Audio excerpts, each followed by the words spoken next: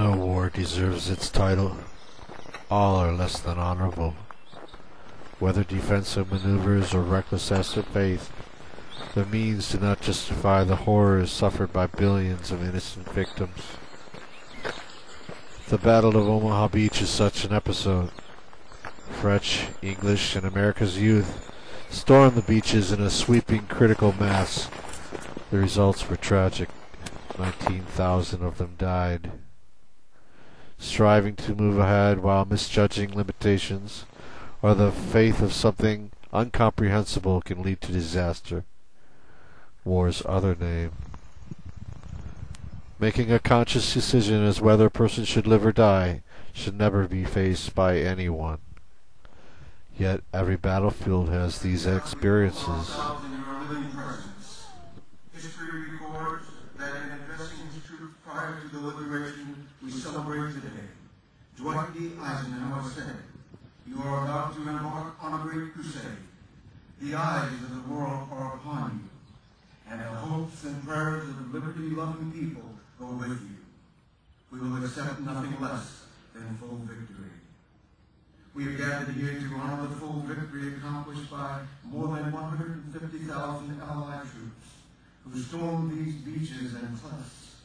They advanced through a storm of enemy fire, through a sea of blood, through sands littered with their dead brothers in arms, through screams and suffering, all to set a people free. 9,000 of them died in this invasion. Many thousands more were wounded, maimed, and injured. All across America, homes were hushed in sorrow as the young men of the United States gasped their last breaths on a distant shore in a faraway land. But burning with a flame bright beyond common understanding, there were heroes who led the way to win the high ground. They beat incredible odds and won the victory. As we understand even a small portion of their accomplishments on that day, we are staggered by their courage. We give thanks to you, O Lord, for them and for all who commit themselves to the struggle for justice, especially those who served in the cause of freedom during World War II. We honor the memory of our war dead. We respect the legacy of these yet living who fought on this day. May you bless them, the family and friends of former President Reagan, who departed this life yesterday, and all who participated in today's ceremony, with your wisdom, strength, and grace. Amen.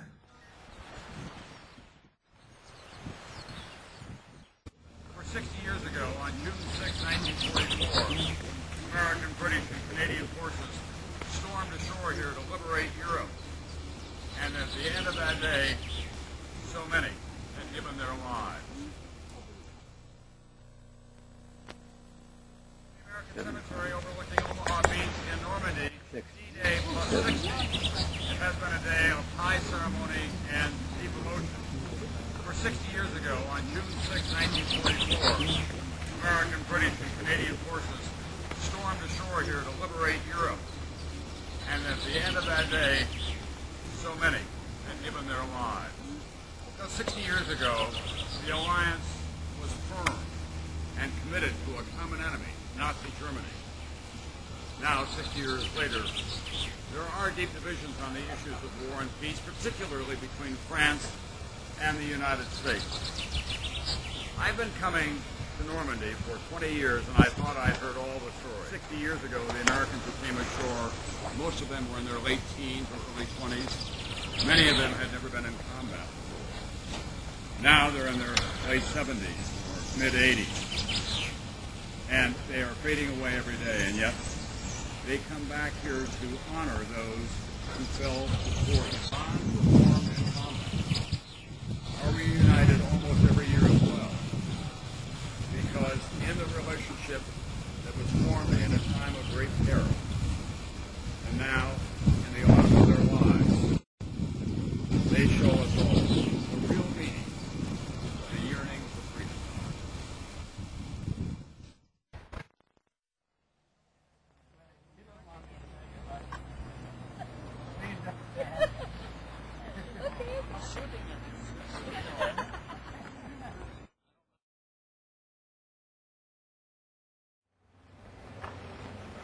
This is the path that the 29th Division took when storming the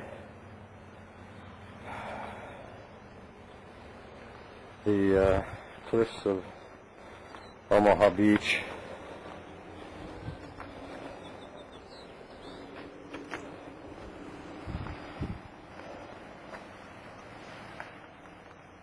And that's where they hit the beach.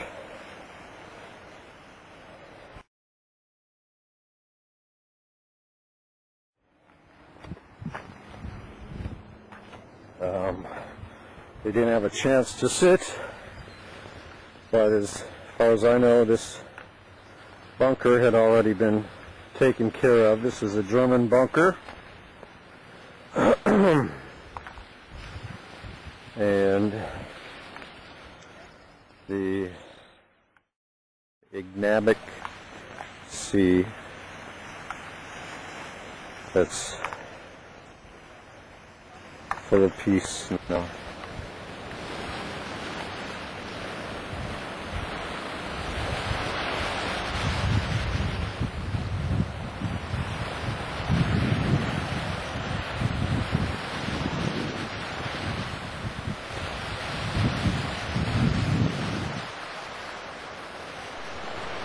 Yet the battles continue.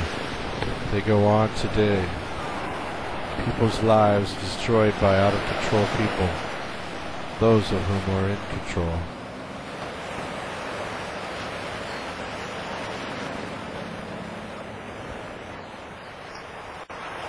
The coast of Normandy.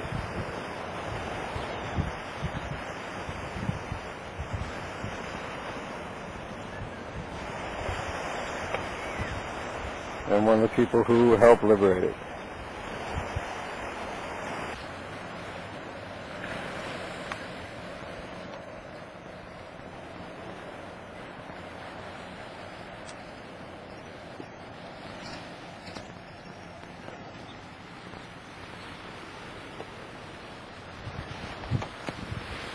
The inside of a German bunker, just in case you never been there before. Oh, let's see inside there.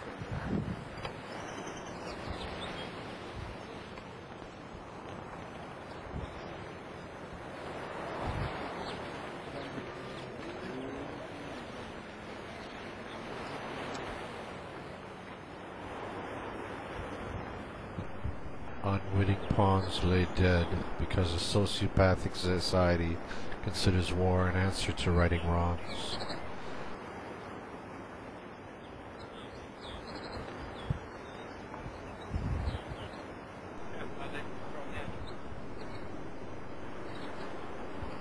Ultimately, it leads to only ourselves, whether following a moral conviction or following a crowd.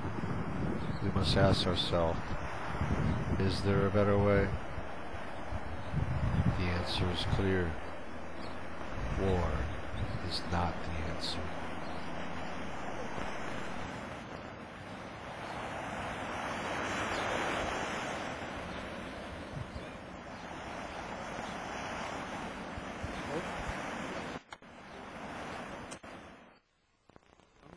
You want something else on this? Company B? Your company and your regiment?